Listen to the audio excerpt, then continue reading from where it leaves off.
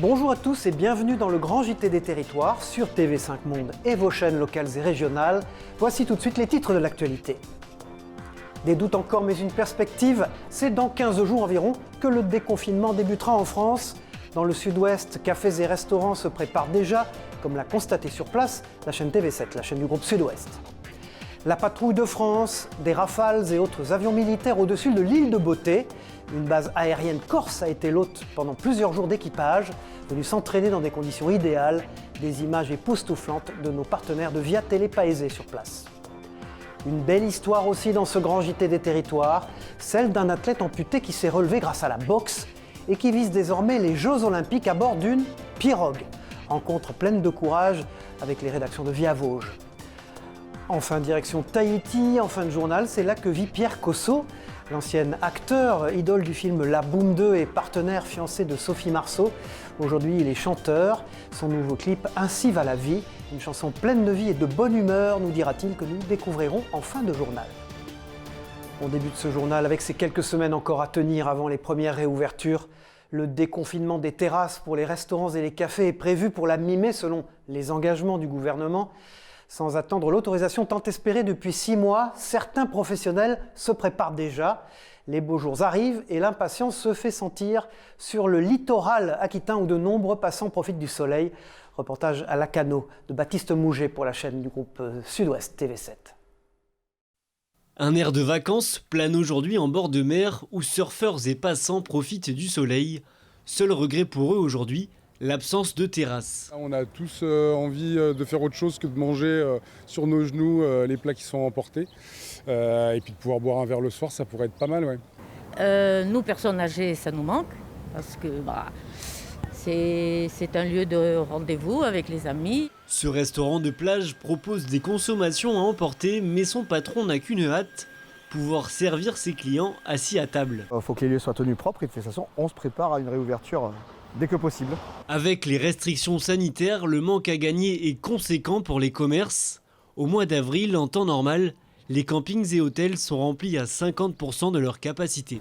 C'est ça qui manque. On a aussi une fréquentation de proximité en provenance de Bordeaux Métropole, où ce sont des personnes qui viennent à la journée ou sur un week-end ou des plus longs week-ends et qui consomment beaucoup effectivement dans les stations. Aujourd'hui, ça nous réjouit le cœur de voir un peu de monde, mais dans le centre-ville et dans nos commerces fermés, ça nous fend le cœur. En attendant la levée des restrictions, les habitants de Lacanau qui profitent de la vue assis peuvent se sentir privilégiés. Et puis toujours du côté de Bordeaux, cette information de nos confrères de Radio Territoria. Stéphane Pfeiffer, adjoint au maire de Bordeaux, Europe Écologie Les Verts en charge notamment du logement, a annoncé la diminution du nombre de constructions neuves chaque année dans la ville. Bordeaux passera notamment de 4000 logements neufs à 3000 dans des opérations d'aménagement. Écoutez à ce propos l'élu bordelais. Jusqu'à présent, on avait à peu près 4000 logements neufs dans tout Bordeaux chaque année. Une grosse partie qui est sur les opérations d'aménagement et le reste dans le diffus. Là, l'objectif, c'est de se contenir à 3000 logements neufs dans les opérations d'aménagement et entre 5 et 700 dans les opérations de diffus. Donc, on diminue la construction de logements, mais qui reste largement en adéquation avec le besoin de logement. Donc, on est vraiment sur cet objectif de diminution, mais raisonnable et raisonné. L'actualité cette semaine, c'est aussi le retour sur les bancs de l'école des plus jeunes. Une rentrée après 3 semaines d'arrêt marquée par un protocole sanitaire très strict, entre masques et tests salivaires. Regardez ce reportage près de Cholet de Frédéric Lamy pour la chaîne locale TLC. C'était une rentrée des classes presque classique dans cette école de la Séguinière. Presque, oui, si l'obligation de porter le masque est aujourd'hui totalement intégrée par les enfants, une nouveauté de taille est venue renforcer le protocole sanitaire. Le changement, c'est qu'à partir d'un cas, on ferme tout de suite la classe. Comme le soulignait le ministre de l'Éducation nationale, Jean-Michel Blanquer, il y aura donc nécessairement un nombre non négligeable de fermetures. De son côté, le Premier ministre Jean Castex affirmait que 400 000 tests salivaires allaient être déployés dans les écoles élémentaires, avec une concentration de ce dispositif dans les départements où l'incidence est la plus élevée. À la Séguinière ce matin, quasiment tous les enfants étaient présents pour cette rentrée. Seule une poignée était absente, soit des jeunes diagnostiqués positifs pendant les vacances, soit des écoliers en attente de résultats. Quoi qu'il en soit, la machine scolaire s'est remise en route pour une longue période de 10 semaines et demie jusqu'au mardi 6 juillet. De quoi inquiéter les enseignants qui savent que cette dernière ligne droite sera difficile. D'abord, les apprentissages sont très importants. C'est le 3e trimestre. Il y a beaucoup de choses qui se passent. Les passages à la classe supérieure, le passage au collège, moi, pour mes élèves. Et donc, on est un petit peu inquiets. Il y a beaucoup de choses qui ont été annulées. Enfin, le protocole reste inchangé concernant les cantines. Ces dernières restent ouvertes tout en conservant un dispositif strict, évitant au maximum les brassages. Mais même avec ces précautions, elles demeurent une équation difficile à résoudre. Et avec le retour en présentiel des écoliers, les établissements font face à la problématique de la propagation du virus. Comment limiter les contaminations, notamment au moment du repas? Dans les collèges et lycées martiniquais, la fermeture des réfectoires a été préconisée par le rectorat. Mais le défi n'est pas toujours facile à réaliser. C'est pour les aider que la mission cantine a été créée. Un représentant de la préfecture et un du rectorat accompagnent les établissements pour faciliter l'application du protocole depuis le début de la semaine. Propos recueillis par Johan Boulard et Yvan Lemar de la rédaction de VIA ATV Martinique sur place. Par rapport à la demi-jauge, on a quand même moins d'élèves. Donc on vérifie la capacité de la restauration. On vérifie également l'aération. Le service, comment est-il fait, c'est-à-dire pour éviter que les élèves touchent différentes choses. Donc là, on est là dans le but d'accompagner les chefs d'établissement par rapport à cette problématique. Dans ce grand JT des territoires, zoom à présent sur une initiative positive. Elle nous vient aujourd'hui d'Auvers-sur-Oise, en Île-de-France, où une supérette a décidé de soutenir les restaurateurs locaux en leur proposant un espace de vente dédié dans ses rayons. Michael Joly pour VIA 95, regardez. Dans cette supérette du centre-ville d'Auvers-sur-Oise, tous les jours, en fin de matinée, un rayon attire bon nombre de clients. À l'approche de la pause déjeuner, ils viennent choisir un plat à emporter. C'est quoi le menu du coup ce midi? Alors il y a du sauté de porc caramel aux pommes grenailles et de la brioche fourrée au chocolat. Ces plats sont fabriqués par plusieurs restaurateurs de la ville. Pour un plat du jour, il faut compter entre 5 et 10 euros. Et le concept séduit les clients. C'est une initiative qui est super pour des gens qui travaillent, qui n'ont pas le temps de faire à manger, qui arrivent le soir. Je trouve que c'est pas mal. Et puis aussi peut-être pour des personnes un peu âgées, qui n'ont pas toujours envie de se faire à manger. Une initiative lancée fin janvier par la supérette, qui par solidarité avec les restaurateurs, propose les plats sans aucune marge. C'est un client qui m'a soumis l'idée, qui lui-même avait vu un reportage d'un magasin qui faisait ça dans le Puy-de-Dôme. Du coup, voilà, je me suis dit que c'est quelque chose qui pourrait fonctionner sur Auvers. J'ai mis un post sur les groupes Facebook de la ville et les restaurateurs ont tout de suite répondu présent. Parmi les 3 restaurants qui ont répondu présent, le Café de la Paix. Ce matin-là, le gérant termine la mise en barquette des plats qui seront vendus sur place et dans la supérette. Avec ces 2 modes de vente, il en écoule entre 1500 et 1600 par mois. On diffuse à peu près 70 à 100 plats par semaine à travers ce carrefour. On fonctionne très bien par ailleurs, mais néanmoins c'est un petit plus dont on est content. Il y a environ un quart des barquettes qui partent par ce filon, par cette filière, et nous on fait les 3 quarts en vente directe ici. La supérette d'Auvers-sur-Oise n'exclut pas de poursuivre la vente des plats des restaurants après leur réouverture. Dans son appartement, dans le jardin ou chez ses parents, les possibilités sont nombreuses quand il faut travailler ailleurs qu'au bureau, on l'a vu pendant cette crise sanitaire, et certains privilégiés ont eu la chance de pouvoir s'installer pour quelques jours ou quelques mois sur des îles au large des côtes françaises. À Groix, au sud de Lorient, ils sont quelques dizaines à avoir pris le bateau avec leur ordinateur. Un sujet de Xavier Patrijon pour la chaîne TBO, la chaîne du groupe Le Télégramme en Bretagne. Après l'expérience des premiers confinements et ceux d'aujourd'hui, ils sont quelques-uns à avoir choisi les îles comme cadre de travail en cohabitation apaisée avec les résidents permanents. Il faut replacer ça dans son contexte, il y avait une psychose aussi, et puis il faut reconnaître qu'il n'y a pas eu la foule à venir, il faut être sérieux. Alors certains comme Marie profitent de la maison familiale. Je sais que j'ai le grand air, je sais qu'il peut faire souvent beau et ça permet de respirer, je peux aller faire du vélo le matin avant d'aller travailler. Elle évolue dans le milieu du soutien scolaire, lui aussi en train de s'adapter aux outils digitaux. Un monde ultra connecté que Ronan a quant à lui voulu éviter en louant cette petite maison pour quelques mois. Il n'y avait pas de télé, pas d'internet, pas de téléphone. J'adore mon métier de professeur avec les élèves, mais le fait là, quand je suis revenu d'un tour d'Europe, de me retrouver avec tous les élèves, avec tous les masques, et j'ai préféré là, me couper quelques temps. Un cadre privilégié pour travailler tout en s'évadant un peu. Ça fait 1 an, c'était un peu embêtant quand même de rester dans son petit appart parisien. Donc comme j'avais un ami qui habite sur l'île de Groix, il m'a proposé de venir ici. Le débit est en effet plus limité que dans les grandes villes, rendant compliqué la visioconférence notamment. La fibre optique a du retard et devrait être installée d'ici la fin de l'année. Mais cela n'arrête pas l'évolution du télétravail, en donnant même des envies d'installation plus longues. Les gens qui sont venus au départ et puis qui ont trouvé que la vie était sans doute plus facile, ces gens-là ils consomment aussi et ils laissent de l'argent dans les magasins de Lille, donc quand ils sont ouverts au moins, ce qui n'est pas le cas actuellement. En attendant un retour presque à la normale, on profite du grand air et du soleil entre 2 mails. Nous vous en parlions la semaine passée, les participants à l'expérience Deep Time dans l'Ariège sont sortis de leur isolement après 42 jours passés à plusieurs mètres sous terre dans une grotte.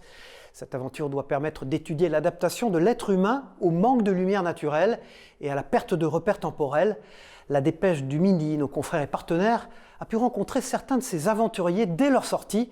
Écoutez leur réaction. J'étais avec plusieurs autres équipiers en train de jouer aux cartes.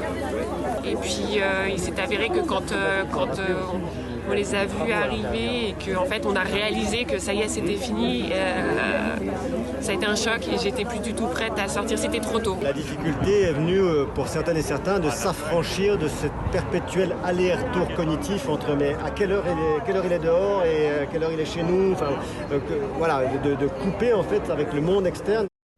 Tout à fait autre chose maintenant, plus habitués à les voir batailler avec le feu, les pompiers s'occupent aussi parfois des sauvetages en mer. À Saint-Malo, ils viennent d'être équipés d'un 2e jet ski pour surveiller les côtes dans la perspective de la prochaine saison touristique. Un sujet de Philippe Berthoud pour la chaîne TVR à Rennes. Il faudrait systématiser, monter côté bâbord et sur l'arrivée, ils font un 90 avec un lâcher-planche. Il faudrait leur redire en ligne. Les pompiers de Saint-Malo viennent de recevoir leur 2e jet ski de reconnaissance et de sauvetage. Et cette semaine, l'heure est à la formation avec exercice de récupération de victimes en difficulté. On passe à vive allure auprès de la victime pour déposer un équipier et avoir une récupération extrêmement rapide entre 2 trains de vagues. L'intérêt de ce type d'embarcation, pouvoir se rapprocher des plages, des côtes rocheuses et évoluer dans des zones exiguës. On peut virer sur place, on peut intervenir dans des trains de vagues resserrés et avoir une vitesse de sortie en zone de fuite beaucoup plus importante. Effectivement, ce type de jet dispose de 180 chevaux et permet d'atteindre les 100 km/h à pleine puissance. Ainsi, 34 sapeurs-pompiers de la spécialité sauvetage côtier seront opérationnels d'ici le début de l'été. Ils interviendront entre Saint-Briac et la baie du Mont-Saint-Michel. De la mer au vol en plein air dans ce grand JT des territoires, avec ces belles images de la base aérienne de Vantizzeri Solenzara en Corse, qui a accueilli pendant plusieurs jours différents équipages, Patrouille de France, Équipe de France de voltige ou encore Rafale. Une semaine de vol et de préparation pour les pilotes dans des conditions très particulières. En effet, au-dessus de la mer, il est plus difficile de se repérer. Explication au micro de Via Télépaésé sur place. Nous sommes tous ici présents, tous les ambassadeurs de l'armée de l'air et de l'espace, pour le stage maritime. C'est un entraînement en environnement marin. L'objectif, c'est d'évoluer au-dessus de la mer avec des repères qui sont bien sûr très différents de la terre. L'objectif, c'est vraiment d'appréhender la hauteur par rapport à l'eau et les repères qui sont différents. Place à l'économie maintenant dans ce grand JT des territoires. Direction le Doubs. Avec vous Michel Picot, bonjour. Aujourd'hui nous allons découvrir l'une des dernières maisons d'horlogerie haut de gamme indépendante. Le Doubs s'est longtemps illustré dans ce domaine avec ses maisons de prestige. Aujourd'hui il en reste encore quelques-unes comme la maison Pékinier. Bonjour Cyril, bonjour à tous. Morteau dans le Doubs qui s'est longtemps illustré par son industrie horlogère au début du XXe siècle. Mais il faut dire qu'une grande partie de nos créateurs français ont depuis traversé la frontière, direction la Suisse, pays de l'horlogerie mondiale. Mais heureusement, il reste encore quelques maisons horlogères et effectivement, je voulais vous parler de la maison Pékinier, créée par Émile Pékinier en 1973, juste avant la première faillite de la maison Lippe. Aujourd'hui, Pékinier est l'une des dernières maisons horlogères française réellement indépendante et qui a su garder la maîtrise de ses créations et de sa fabrication. L'entreprise a été reprise en 2017 par 4 anciens cadres de la maison qui ont souhaité recentrer leur collection autour de l'ADN de la marque et ils ont même créé leur propre mouvement, le fameux tic-tac d'une montre. Leur mouvement s'appelle Calibre Royal et il est le seul et unique calibre français de haute horlogerie. Depuis, le calibre initial a également vu le jour il y a un an, plus petit, moins cher et moins complexe. Il vient étoffer l'offre de la maison. Une montre contenant jusqu'à 398 pièces miniaturisées pour vous donner heure, minute, seconde, date, phase de lune, heure GMT et une réserve de marche une fois remontée de 88 heures. Pékinier est certainement la seule entreprise existante en France à concevoir, réaliser et commercialiser ses propres montres qui commence d'ailleurs à s'exporter un peu partout dans le monde. Au Japon, par exemple, cette montre avec son propre mouvement mécanique qui s'appelle normalement Calibre Royal, eh bien là-bas, on l'appelle tout simplement Jardin à la française. Merci Michel Picot. Tout à fait autre chose maintenant, direction l'Aube à présent. C'est autour de la ferme pédagogique de Méry-sur-Seine que va s'établir l'unique conservatoire de France dédié exclusivement à la race de poules et de coqs gauloises saumon doré. Objectif de cette belle initiative, sauver la génétique de la race, mais aussi un pan du patrimoine français. Le coq gaulois est quand même l'emblème de notre pays. Un reportage de la rédaction de Canal 32 sur place. Les oreillons qui doivent être bien blancs, des yeux rouges orangés. Voilà, avec à la base de la queue un petit pompon blanc comme ça. Établir à Méry-sur-Seine l'unique conservatoire en France de la race gauloise saumon doré, le projet est en train d'éclore après 5 ans de travail. Ça fait 10 ans que je vois des poussins naître, ça fait quelque chose. Puis là c'est un petit peu particulier, il y a un stress en plus, se dire il faut que ça fonctionne. Pour sauvegarder le patrimoine et la génétique de la race, Damien Vidard a parcouru 4000 km et rencontré une douzaine d'éleveurs, de Quimper à Poitiers en passant par les Alpes et Dijon. Il est revenu avec 24 souches différentes et 450 œufs. On arrive sur le printemps, donc le printemps c'est les naissances, c'est les éclosions, donc on a fait venir les œufs d'un peu partout. Et oui, aujourd'hui et hier et dans les jours qui vont venir, les naissances arrivent sur le conservatoire. Après la couveuse et l'éclosoir, direction la poussinière où les poules et coqs gaulois découvrent un autre univers. Ils s'installeront ensuite quelques semaines dans ces boxes réhabilités en poulailler avant d'être exposés et étudiés dans 3 immenses volières en cours de construction. Si on a 500 petits, on ne va pas garder les 500 petits, évidemment. Nous, on va garder la génétique pour pouvoir faire de la reproduction sur les années futures. Et le reste des sujets vont être évidemment à vendre. Des personnes qui veulent, dans le futur, acquérir coqs et poules. Après, le conservatoire va chercher à diffuser un maximum la race pour qu'on puisse la retrouver facilement dans tous les départements de France. Le projet de conservatoire se fait en lien étroit avec le conseil départemental et l'INRA, l'Institut national de recherches agronomiques. Le pari de sauver une espèce rustique et emblématique est en passe d'être gagné. Une leçon de vie et de sport dans ce grand JT des territoires. En 2003, Abel Habert était victime d'un accident de scooter. Amputé de la jambe droite, le ring lui a permis de se relever. Devenu sportif de haut niveau, il se lance un nouveau défi, participer aux Jeux paralympiques de Paris en 2024 dans la discipline du paracanoë. Son parcours exceptionnel nous est raconté par Denis Lequien et Marie-Danielle Rogovitz pour Via Vosges. En 2003, Abel Habert était victime d'un accident de scooter. Amputé de la jambe droite, il s'est relevé au prix d'une insatiable persévérance. Il a tiré un trait sur une carrière rêvée de militaire, mais aura combattu ses démons intérieurs. Le ring a été son exutoire. Au départ, j'avais osé pousser la porte, mais un peu à l'abri des regards, donc je cachais beaucoup ma jambe. Et je boxais. Petit à petit, ça m'a permis de m'ouvrir. J'étais dans différentes salles et puis quand je suis revenu en 2008 avec Jean-François Wust et le Galaxy Gym, il a vu que je m'occupais pas mal des jeunes. Mais il serait bien que tu encadres et que tu vois pourquoi pas un avenir professionnel. Abel devient un sportif de haut niveau, compétiteur, puis il obtient son diplôme d'entraîneur de boxe thaï. Éducateur auprès des jeunes, médiateur dans les quartiers, il fait la fierté de celui qui l'a accompagné. Quand on est un peu fatigué, ou je dis aux autres élèves quand ils viennent, ils sont un peu fatigués pour sauter à la corde, moi la seule réponse que j'ai, je dis regardez Abel. Voilà. À 34 ans, l'athlète spinalien, toujours à la force de ses bras, s'est lancé un nouveau défi sur l'eau cette fois-ci. C'est une période de course en ligne, adaptée pour le sprint. Elle mesure à peu près 7 mètres. Il y a un flotteur côté gauche, côté où j'ai plus de poids, du côté où j'ai la jambe valide. Abel a mis la barre très haut et vise les Jeux Olympiques en 2024 à Paris pour participer aux épreuves de paracanoë avec l'espoir d'une médaille. Abel est aussi repéré par le Comité paralympique et sportif français qui détecte les futurs talents. Mais il doit faire mieux que son chrono actuel de 55 secondes sur 200 mètres. Quelques efforts encore sur la glisse et la vitesse et Abel pourrait dès cet été prendre la direction des Jeux de Tokyo. Alors il pagaie sans relâche pour atteindre cet horizon en bleu.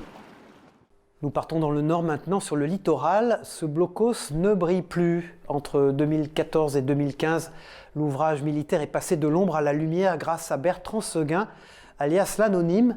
L'artiste l'avait habillé de milliers de morceaux de miroirs et malgré le succès public de son œuvre, il n'a plus aujourd'hui les moyens de l'entretenir seul et a décidé de le démonter. Les précisions sur place de Caroline Fichten pour la chaîne WEO, la chaîne de la Voix du Nord, nos partenaires. Des milliers de morceaux de verre et des millions de coups de burin pour les faire tomber au sol. Le blocos miroir de Lefrain Cook retrouve au fil des jours son aspect originel et perd de son éclat. Pour l'artiste, il y a dans le démontage de son œuvre des sentiments mêlés. Sentiment, un peu de tristesse forcément parce que ça a été une grosse partie de ma vie. Ça fait 7 années de réflexion, ça pourrait faire penser au nom d'un film. Et voilà, bon écoutez, avec quand même la satisfaction, c'était un énorme pari, un énorme challenge. L'artiste a passé 3 mois tous les ans à entretenir son œuvre. Une subvention proposée par la région l'année dernière aurait permis de financer cet entretien, subvention qui a été refusée par la ville de Lefrain Cook. Résultat donc, l'œuvre est en cours de démontage et les promeneurs trouvent ça dommage. C'est une belle époque qui se termine et c'était tous ces reflets qui brillaient, je pense, dans tous les yeux des personnes qui ont découvert cette œuvre et du Nord-Pas-de-Calais. Ça m'inspire un peu de tristesse parce que c'est vrai que même je conseillais à des gens, des touristes qui venaient dans le Dunkerquois d'aller voir ça parce que c'est exceptionnel. Le démontage est presque terminé. De loin, le blocos a déjà perdu de sa particularité et ressemble désormais à beaucoup d'autres vestiges présents sur les plages de la région. Voilà, après le nord de la France, direction la Polynésie française, direction Tahiti. Bonjour Pierre Cosso. Bonjour Cyril. Pierre Cosso, vous êtes connu notamment des téléspectateurs pour avoir joué dans le film La Boum et d'y avoir incarné le célèbre petit ami de Sophie Marceau, un rôle qui vous colle toujours d'ailleurs à la peau aujourd'hui. Mais vous êtes aussi un artiste et vous venez de sortir votre dernier morceau avec votre groupe Cosso & Co. Il s'appelle Ainsi va la vie, c'est le nom de cette chanson, extrait de ce clip. Le lundi, je deviens écolo, j'attaque un régime. Bio? Oui, c'est ça, bio. Mais dès le mercredi, je fonce au McDo. J'ai la haine des antennes qui nous défoncent le cerveau. C'est un complot. Mais je deviens hystérique dès qu'il n'y a plus de réseau. Voilà, le ton, le rythme, les couleurs sont évidemment positives. Cela vous correspond à vous-même et à votre groupe, je vous connais un peu. Mais le message de cette chanson est-il davantage dénonciateur? Est-ce que les réseaux sociaux sont en question notamment et pourquoi? En fait, ça faisait longtemps que j'avais envie de mettre le doigt sur toutes les absurdités qu'on vit actuellement, notamment à travers les réseaux sociaux, l'Internet et surtout les smartphones. Moi, je fais partie de la génération qui a connu l'avant réseaux sociaux et je peux vraiment faire une grande différence aujourd'hui. Et ce monde d'avant me manque et c'est peut-être un peu pour ça que j'ai écrit cette chanson. La bonne humeur transpire quand même dans ce clip, on le disait, cette chanson c'est une volonté du groupe dans cette période si particulière et si difficile dans laquelle nous sommes aujourd'hui, Pierre Cosso. Justement la période elle est particulière, oui. Nous on a de la chance, on est en Polynésie, on a la chance de vivre sous le soleil, entouré du plus grand océan du monde. On a quand même été pas mal épargné par le Covid, même si nous avons eu des morts. Mais on peut encore continuer à se produire musicalement, il y a encore des spectacles. Donc on avait vraiment envie de communiquer cette joie, parce qu'on est quand même sensible à ce qui se passe dans le reste du monde. Plus que sensible, on est concerné. Donc on avait vraiment envie de sortir, pour le premier titre de l'album, une chanson avec du soleil et de la bonne humeur.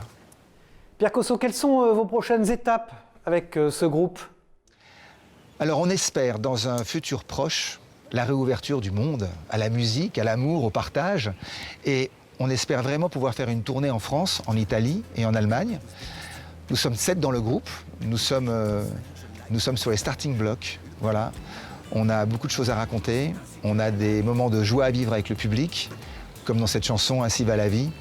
Et on espère de tout cœur retrouver la vie d'avant. Un album est prévu pour le mois de juin et on espère vraiment pouvoir venir amener le soleil de la Polynésie en Europe très prochainement. Voilà. Merci Pierre Cosso d'avoir été mon invité. On espère aussi que le soleil de Tahiti pourra très vite arriver chez nous en Europe. Au revoir et à bientôt Pierre. Merci Cyril de m'avoir invité. C'est la fin de ce grand JT des territoires. Merci de nous avoir suivis sur TV5 Monde et vos chaînes locales et régionales de la TNT. À très vite pour une prochaine édition. Bon courage à tous.